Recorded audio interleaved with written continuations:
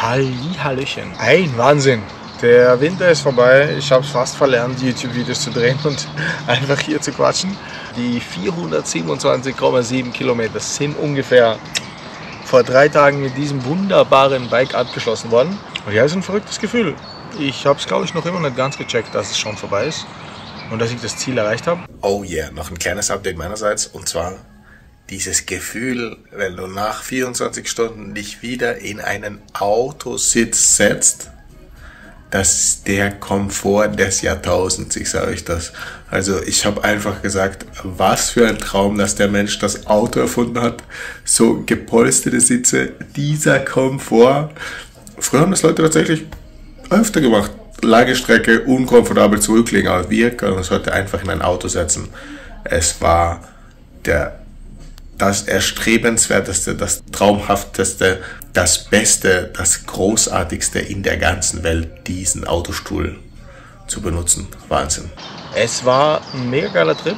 Ich muss wirklich sagen, im Nachhinein waren die 400, nennen wir es jetzt so, Kilometer gar nicht so das Problem eigentlich. Es war gut zu fahren. Ich hatte wirklich richtig Bock, richtig Laune, richtig Energie. Hat wirklich auch die ganze Zeit noch Bock auf Anstiege. Habe mich richtig gefreut. Ab Kilometer 300, wie wir gesehen haben, hat mir der Arsch echt wehgetan. Ich glaube, ich habe auch allgemein weniger in den Videos gesprochen. Ich glaube mental, weil es war dann, genau, du warst 16 Stunden wach, du warst 18 Stunden wach, du warst 20 Stunden wach. Ich habe schon gespürt, dass der Körper so ein bisschen neben der Spur ist, aber durch Koffein quasi bei jedem Tankstopp habe ich mir Red Bull und Leberkäse gegönnt. Und zwischendurch, glaube ich, auch 2 von diesen Aerobis haben nochmal 50 Milligramm Koffein. Also auf keinen Fall zu viel Koffein, würde ich sagen. Aber doch eine anständige Dosis, dass du einfach nicht müde wirst und fit bleibst und konzentriert bleibst, bei der Sache bleibst. Also wie habe ich mich danach gefühlt? Weil danach hat es noch gar kein Video gegeben. Es gibt auch wirklich schlechte Neuigkeiten. Meine Freundin hat Corona gekriegt. Sie hat wahrscheinlich auch schon Corona gehabt, wie sie mich auf dem Trip begleitet hat. Mir ist es echt schlecht gegangen, sie hat im Auto geschlafen.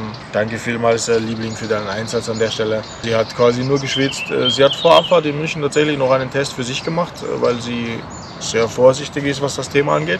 Genau, und war noch negativ. Hat sich gedacht, okay, wird einfach wahrscheinlich eine Erkältung oder eine Verkühlung sein. Ist halt losgefahren, weil das war der Plan. Ich war auch schon unterwegs zu dem Zeitpunkt. Sie hat sich nur den Tag über schon ein bisschen schlecht gefühlt, hat mir gar nichts davon erzählt. Dann war der Plan eigentlich, ich bin ja Freitagabend angekommen gegen 22:30 Uhr. Ich war wirklich genau 24 Stunden unterwegs, irgendwie 23 Stunden 45. Wir haben präventiv das Tracking in München schon früher gestartet. Man sieht quasi, dass ich einfach stillgestanden bin am Anfang. Es geht um den Trip, es geht um die Fahrzeit, es geht um das Adventure. Nein, wenn du es durchsiehst, ist alles geil gelaufen. Und ja, wenn echt was schief geht, wie der Platten, den ich gehabt habe, ist egal, genau. Es waren 24 Stunden. Die Freundin hat noch eine Flasche Sekt besorgt, alkoholfrei. Und wir haben angestoßen. Nein? War wirklich einfach super cool, habe mich riesig gefreut, war so geil, war auch wirklich noch richtig voller Energie. Gefühlt ein paar Stunden hätte ich schon noch weiterfahren können, no stress. Aber muss ja alles nicht sein und war so mehr als genug. Genau, auf jeden Fall wir ins Hotel, Freundin schon schlecht gegangen, wir geschlafen, wir gefrühstückt, Freundin schon wirklich ganz kaputt, wollte schon mit Maske zum Frühstück gehen. Ich habe gesagt, müssen wir nicht mehr, muss man offiziell gar nicht mehr. Sie weiß ja auch gar nicht, ob sie positiv ist. Sie war letztens noch negativ, also einfach normal frühstücken. Dann wollten wir übers Wochenende Familienfreunde besuchen. Liebe Grüße, Eva Günther geht raus. Und ja, haben wir denen auch gleich direkt die Geschichte erzählt. Die haben Tests vor Ort gehabt, die waren noch so lieb, haben uns einen gegeben. Und genau, die haben Tests vor Ort gehabt, haben uns einen gegeben. Irina hat den Test gemacht und der war innerhalb von 0 Sekunden positiv. Dementsprechend ist das geblieben bei einem kurzen Plausch auf der Terrasse. Wir haben unsere 7 Sachen gepackt, alles ins Auto. Das Beste noch, Wagen hat noch Motorkontrollleuchte gezeigt. Danke, ich liebe dich, du wundergeiles Scirocco-Stück. Du bist wirklich die geilste Karre, die es gibt. Und deshalb hat sie uns auch noch gut nach München zurückgebracht. Die Freundin dann einfach geschlafen, Fieber die ganze Zeit, Schüttelfrost. Also wirklich übel erwischt. Ich bin bis jetzt noch gesund. Ich hoffe auch, ich bleibe gesund. In der Nacht war es schon wirklich dreckskalt. Ich weiß nicht, ob ich das in den Videos erzählt habe, aber ich hoffe schon. Genau, also was wirklich ganz spannend war, bis so 4 bis 6 in der Früh war es eigentlich wirklich okay und es war wirklich in Ordnung. Und dann war aber echt so ein Einbruch, wo die Sonne rausgekommen ist, wo eigentlich du gedacht hast, der Tag beginnt, es ist wirklich richtig dreckskalt gewesen. Die Füße waren eiskalt, ich habe überlegt, ob ich noch ein zweites Paar Socken anziehe. Die Wärmeeinlagen hatte ich auch dabei, habe ich überlegt, ob ich reinstecke. Ich habe mir gedacht, ja, wie lange kann es dauern? 1, 2 Stunden, bis die Sonne alles ein bisschen erwärmt, bis sie ein bisschen rausgekommen ist. Und ja, hat wirklich ungefähr bis 8, halb 9 gedauert. Dann war es soweit. Es ist wieder wärmer geworden. Hat soweit perfekt geklappt. Da habe ich dann schon den ersten Stopp mit der Freundin gehabt bei Tag, Kilometer 200, PP-Tankstelle. Habe auch mich wirklich entschieden, das ganze Zeug, was in der Nacht noch überlebenswichtig war, also die ganzen Windbreaker-Schichten, die Schuhüberzieher, die zweite Thermohose, genau das alles der Freundin zu geben. Und es war von der Zeit her aus genau so an der Grenze. Also die Funktionskleidung hat ein bisschen gebraucht, halbe Stunde, dreiviertel Stunde, bis alles wieder schön durchgewärmt war, quasi bis der Wind es nicht mehr abgekühlt hat, bis der Körper wieder genug Wärme produziert hat. Und ja, sagen wir so, in der Übergangsphase war es schon wirklich ein bisschen frisch und ein bisschen grenzwertig. Und ich habe auch ein bisschen Schleim einfach mitgezogen von dem Plan. Also wenn man es planen möchte, würde ich vielleicht eher eine deutlich wärmere Jahreszeit empfehlen. Diese Jahreszeit, es ist ja April, extrem kalt gewesen, Mai ist jetzt auch noch sehr frisch. Jetzt ist gerade so ein Tag, der mal 20 Grad hat und ich glaube, jetzt bleibt. Aber allgemein genau eine sehr frische Jahreszeit oder ein sehr frisches Jahr. Genau, wahrscheinlich ist es auf jeden Fall besser, wenn du es im Juli, August machst. Aber genau, für mich ist es wirklich so gewesen, im Winter fahre ich Fahrrad, deshalb habe ich im Winter trainiert. All meine Trainings habe ich ja gemacht, quasi eigentlich zwischen 0 und 6 Grad vielleicht. Genau, meistens so um die 2 Grad. Das hat perfekt gepasst und ich will jetzt wieder in die Motorradsaison starten. Deshalb, wenn ich Moped fahren will, wenn ich wandern will, wenn ich draußen sein will, habe ich nicht so viel Zeit, so viel Fahrrad zu fahren. Deshalb habe ich den Winter einfach dafür investiert, anständig Fahrrad fahren zu gehen. Genau, die Kälte macht mir nichts.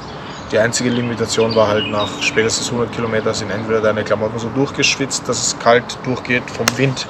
Glaube ich nicht. Moskitos. Oder du bist so untertourig gefahren, dass du selber auskühlst. Dann bringt es auch nichts. Also spätestens nach 5 Stunden war es im Winter bei mir immer vorbei, aus ich will nicht krank werden Gründen. Und es hat eigentlich auch super geklappt. War ein grandioses Abenteuer. Ich werde das gute Schmuckstück. Voll der Wahnsinn. Wir rennen noch über kalt, warm. Das ist ein kaltes Jahr. Es hat heute 20 Grad gehabt. Eigentlich jetzt ist 6:30. Es wird frisch hier im Wald.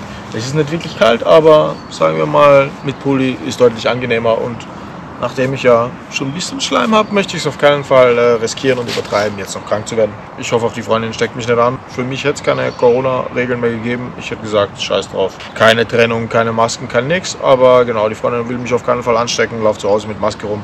Wenn ich sie sehe, muss ich auch eine Maske aufsetzen und wir leben in getrennten Räumen. Also ja, wir geben uns Mühe, dass ich nicht angesteckt werde. Drückt mir die Daumen. Sonst, falls es euch interessiert, wie die Vorbereitungen für diese mega geile Fahrt und Tour so gelaufen sind, was ich alles gemacht habe, was ich alles geplant habe, was ich kalkuliert habe, wie mein Trainingsplan ausgeschaut hat, ob ich auf die Ernährung geachtet habe, dann schaut gerne hier vorbei. Und da habe ich ein eigenes Video gedreht, wie die Vorbereitungen so gelaufen sind, was ich alles gemacht habe, einfach damit ihr einen Einblick habt. Und wer mich nicht so weit kennt, ich hatte vor einem Dreivierteljahr kein Rennrad. Ich liebe zwar Fahrradfahren und ich habe so ein 28, 29 Mountainbike, Hardtail, eher so Touren, Trekkingrad, wie auch immer, auf keinen Fall Trekking. Es ist ein Mountainbike, Hardtail, 29 Zoll.